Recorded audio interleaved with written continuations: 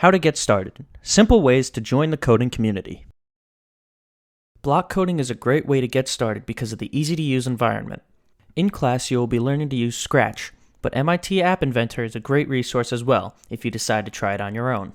With websites like Scratch and the MIT App Inventor, it is easy to fix your errors without having to find some obscure line of code and try to find a fix. These websites have tutorials to teach you how to get started with block coding and help you avoid being confused or overwhelmed. These websites also allow you to work across many days because they can make it very easy to save your progress and access it on another device.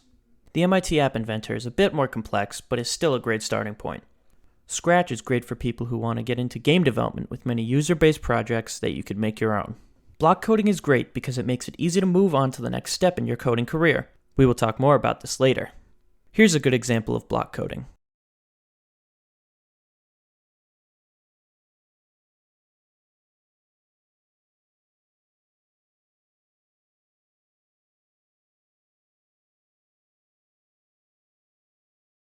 Through block coding, people can find a lot of great opportunities. It develops a strong basis and understanding for programming, and is also used by many tech companies to code their products. However, block coding is a lot like quick chat in video games. For simple things, they get the job done fast, but many applications will require text coding to get the job done. Text coding is more challenging than blocks, but it is very rewarding and is fun to master.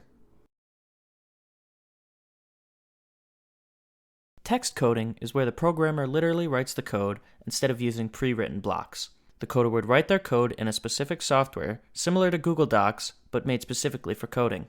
Even though it looks a lot scarier, text coding is exactly the same as block coding.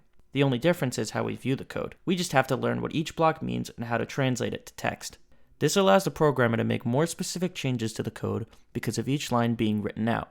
Coding can be done in many different languages, including, but not limited to, Python, C++, Java, and JavaScript. Different languages are better for doing different tasks. For example, C++ is good for performance, while Java is often preferred for server work. Tutorials will walk you through creating an app. By following tutorials, you will be exposed to and learn new ideas. After following one tutorial, you will have a finished app that you can use. Using an app that you created is very rewarding. After you follow another tutorial, you will have another finished app to use. However, after you follow enough tutorials, you will be able to take ideas from each one and combine them to create your own programs without having to follow a walkthrough.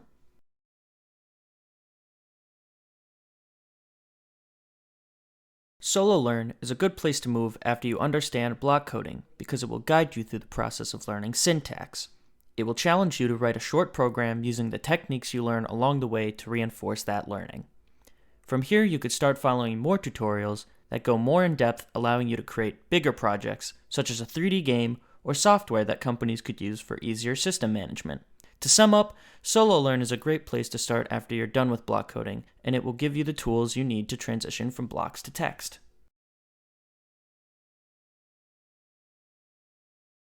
This is a good time to define the difference between coding and programming. For the most part, the two are used interchangeably, but there are a few small differences that will help explain the process of putting sites like Solo Learn and tutorials together. Coding is the process of writing instructions for the computer to understand. Although this almost always implies the use of programming, they are not the same thing. Programming, on the other hand, is about the problem solving that leads to coding. It involves the thought process and the trial and error that gets you to a final product. With this in mind, I can explain the difference between tutorials and sites like Solo Learn in the learning process. Solo Learn teaches you coding. It is not made to expose you to creative problem-solving techniques. Instead, it will teach you the rules of a programming language. Understanding these rules will help you understand the abilities and limitations that you are working with. Knowing these limitations and abilities makes sure that you solve problems in ways that you are able to then implement in code. Tutorials, on the other hand, will teach you how to program. Tutorials will help you become familiar with applying the syntax rules you learned from Solo Learn. They will also teach you the common techniques used in writing programs. It will help you become more familiar with the parts of code that we use frequently and why we use them.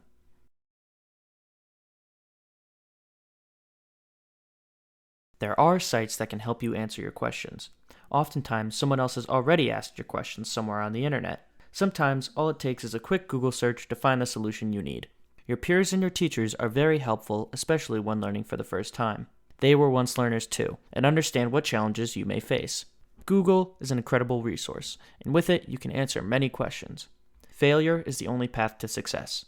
Remember that you have tools like Google or your teachers to help you overcome these challenges. Don't look at a project and not start it because you think it'll be too hard. There are plenty of resources to teach what you need to learn for any project. And when you run into problems, there are plenty of resources dedicated to solving them. Block coding is a great place to start. It will help you understand the process of programming without the extra challenge of thinking about syntax. Although blocks are extremely powerful today, text code will give you a lot more control over the code you write. Tutorials and sites like SoloLearn will make transitioning to text code easier. And remember, you are not in this alone. Make sure to ask for help.